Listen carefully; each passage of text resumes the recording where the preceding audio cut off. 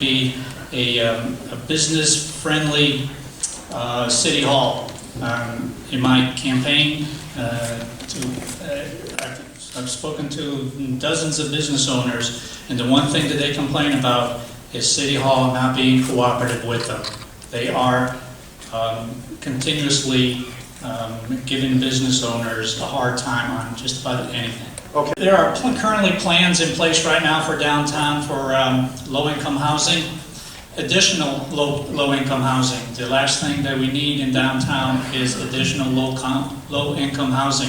What we need are tax-paying, market value homes. The mills themselves, I would encourage to take a look at the high-rise again. Those may not have to be torn down. The structure is excellent. They were really well made.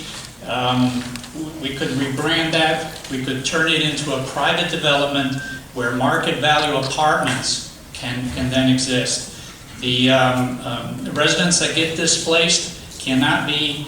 We cannot make the same mistake in cluster them, because it would be a disservice to have them live in a clustered area with hopelessness all around them. Thank you.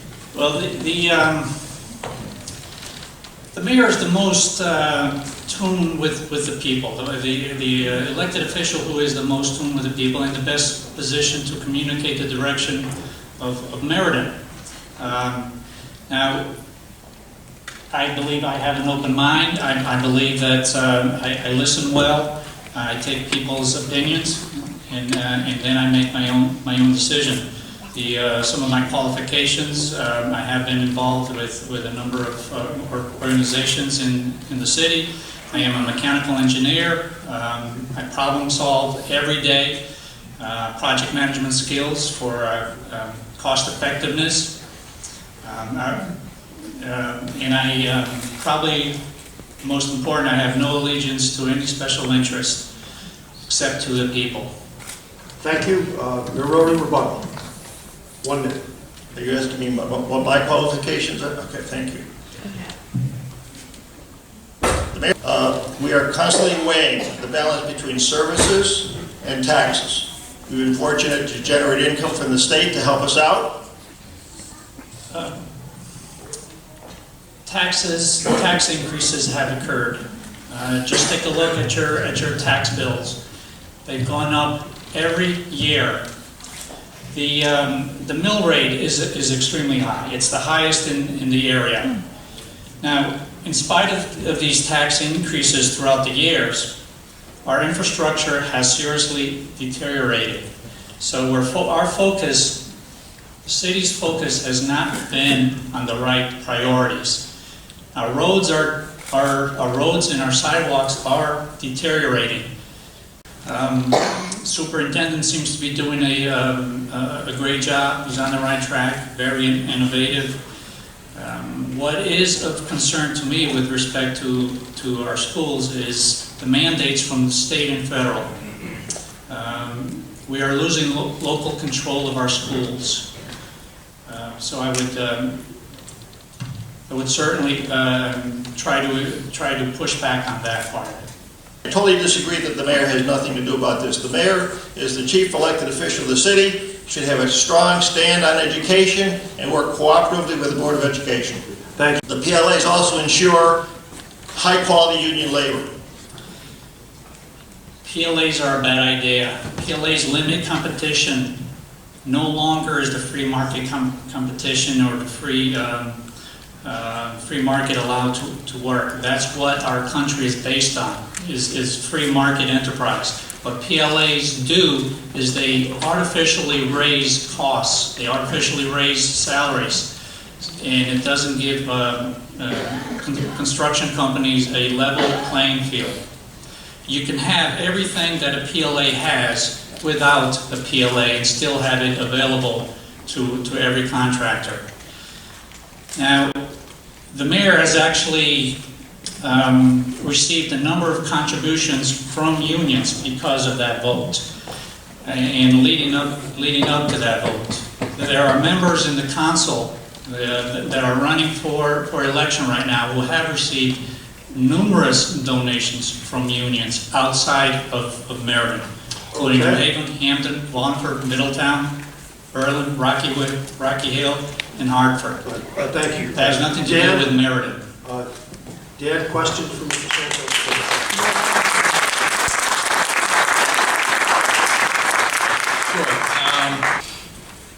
I've been in the nonprofit sector professionally all my life, and it's always a tough struggle to keep those agencies afloat and functioning, particularly when there's a safety net for so many programs that the state and feds run. It's true, the CD funding has been dropping year to year despite our attempts to keep it higher through our lobbying efforts. We're constantly lobbying our state officials and federal officials for funding to adequately fund our nonprofits in Meriden.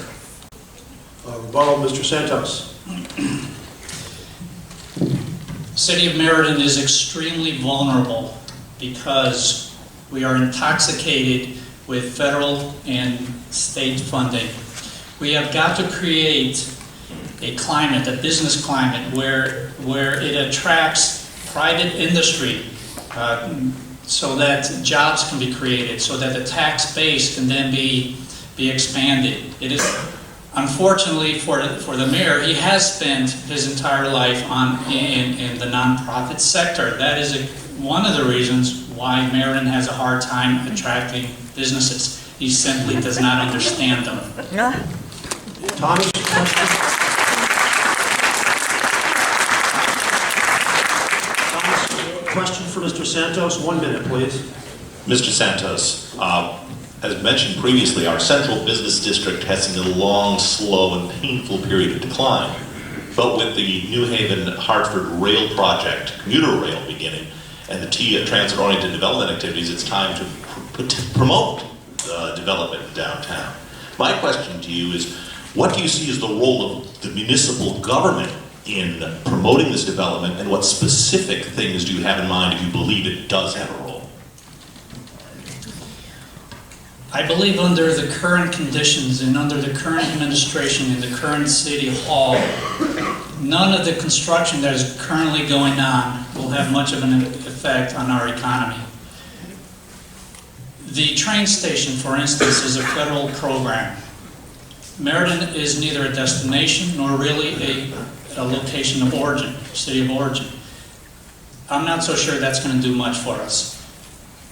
As a matter of fact, the increased train crossings, up to 51 a day over a 14 or 16-hour span, will have a tremendous impact on our downtown economy. In fact, I would venture to say many of you will avoid going down there altogether because of that.